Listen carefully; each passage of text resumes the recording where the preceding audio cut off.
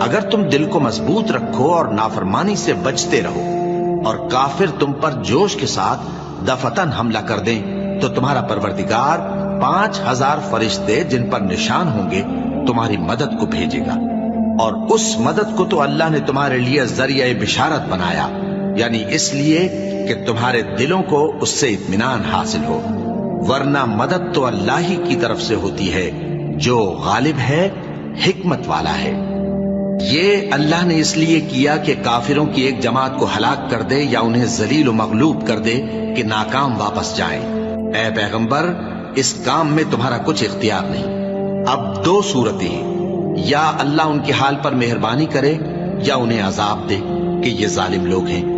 اور جو کچھ آسمانوں میں ہے اور جو کچھ زمین میں ہے سب اللہ ہی کا ہے، وہ جسے چاہے بخش دے اور جسے چاہے عذاب کرے، اور اللہ